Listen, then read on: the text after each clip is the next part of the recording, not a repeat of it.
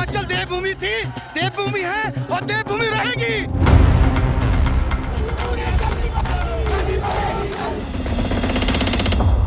Illegal is illegal, चाहे वो मकान हो, दुकान हो, कोई मंदिर हो, चाहे कोई मस्जिद हो। हिमाचल प्रदेश में सब कुछ ठीक नहीं है। ठीक इसलिए नहीं है क्योंकि संजौली मस्जिद को लेकर विवाद बढ़ गया है। पूरी कंट्रोवर्सी है क्या, क्यों इस मस्जिद को लेकर प्रोटेस्ट हो रहे हैं, कौन से वो संगठन हैं जो इस मस्जिद को लेकर प्रोटेस्ट कर रहे हैं और मस्जिद के इमाम का इस पर क्या कहना है, सरकार का क्या कहना है, इन सब सवालों के जवाब इस वीडियो में तलाशने की कोशिश करते हैं। मेरा नाम है सैयद सोबान, आप देख रहे हैं स्विच। हिमाचल प्रदेश का एक आबादी वाला इलाका है संजौली। यहाँ एक मस्जिद बनी हुई है। इस मस्जिद को अवैध बताया जा रहा है। प्रोटेस्ट कर रहे लोगों का कहना है कि इस मस्जिद को यहाँ से हटाया जाना चाहिए। कुछ हिंदू संगठन इसको लेकर लगातार प्रोटेस्ट कर रहे हैं। 11 सितंबर को भी यहाँ पर प्रोटेस्ट हुए और इतने उग्र हो गए कि लोग मस्जिद की तरफ बढ़ने लगे। सुरक्षा बल को यहाँ पर लाठीचार्ज करनी पड़ी और पानी की बौछारें से लोगों को रोकना पड़ा। लेकिन अचानक ऐसा प्रोटेस्ट क्यों होने लगा, इसको भी यहाँ समझने की ज़रूरत है। एक लाइन में समझा जाए तो प्रोटेस्ट करने वालों का कहना है कि हिमाचल प्रदेश में बाहरी लोग आकर बस रहे हैं, जिसकी वजह से उनके शहर का जो माहौल है वो ख़राब हो रहा है। अब इसमें मस्जिद का मामला कैसे आ गया, ये भी समझिए। तो ये जो मस्जिद है, जिस जगह पर मौजूद है, उसे मल्याण कहते हैं। 30 अगस्त की रात यहाँ पर मारपीट की एक घटना होती है। एक शख्स को चोट आती है। ये चोट इतनी गंभीर होती है कि इस शख्स को 14 टांके लगवाने पड़ते हैं। इस घटना के बाद शिमला पुलिस कार्रवाई करती है, आरोपियों को पकड़ा जाता है, जिससे जो 2 आरोपी थे इसमें और वो नाबालिग थे। यहाँ पर जिस शख्स को चोट आती है उसका नाम था विक्रम सिंह। उसने डल्ली पुलिस थाने में रिपोर्ट लिखवाई थी, जिसमें उसने बताया कि वो अपना लोक मित्र केंद्र बंद करके घर लौट रहा था। रात के करीब 8:30 बज रहे थे और ये 30 अगस्त की रात की घटना है। वहाँ एक लड़का शोर मचा रहा था और विक्रम ने उसे वहाँ पर रोकने की कोशिश की। मोहम्मद गुलनवाज नाम का एक शख्स वहाँ पर अपने साथियों को बुलाता है और विक्रम को घेर कर पीट देता है। बस इसी घटना के बाद से मामला तूल पकड़ने लगा और इसमें कुल 6 आरोपी थे।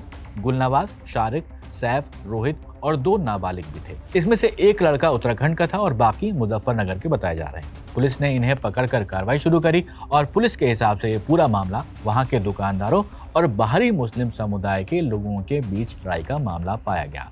लेकिन जो स्थानीय लोग हैं वहाँ पर, उनका यह मानना नहीं है। इसी वजह से विरोध प्रदर्शन मस्जिद को लेकर होने लगा।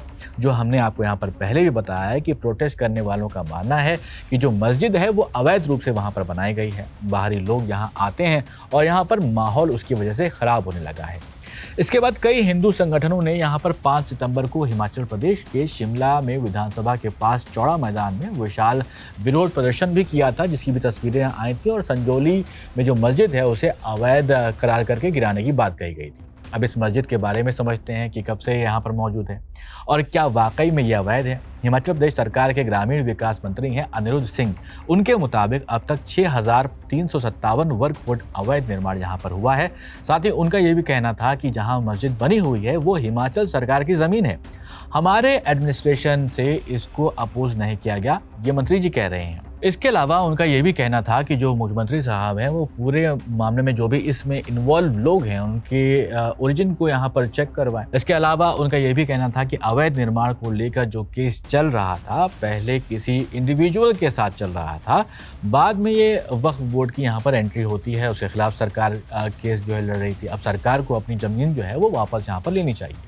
जो इमाम है मस्जिद के, उनका यहाँ पर कहना था कि मस्जिद 1947 से पहले से यहाँ पर बनी हुई है। तब यहाँ पर छोटी मस्जिद हुआ करती थी। 2017 के बाद यहाँ पर मस्जिद का कंस्ट्रक्शन हुआ तो ये मल्टी स्टोरी बिल्डिंग बन गई। उनके हिसाब से 2015 के बाद से यहाँ पर कोई भी कंस्ट्रक्शन नहीं हुआ है। आपको वैसे ये बता दें कि कोर्ट में इस मस्जिद का जो वैधता का मामला है वो चल रहा है पहले से ही, यानी सब्जुडिस है।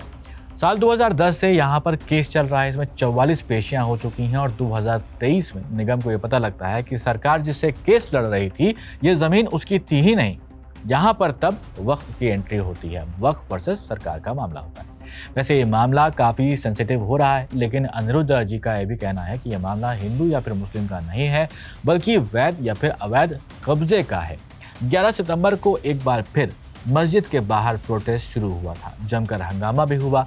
जो एडमिनिस्ट्रेशन है उसने बीएनएसएस 2023 की धारा 163 यहाँ पर लागू कर दी थी, जिसके तहत 5 से ज़्यादा लोग यहाँ पर घूमने की उनको परमिशन नहीं थी, एक जगह इकट्ठा होने की परमिशन नहीं थी। और इसके अलावा यहाँ पर लाठी, खंजर, भाले, तलवारें, इस तरह के जो होते हैं शस्त्र, उनको भी ले जाने की अलाउड वहाँ पर वो नहीं था।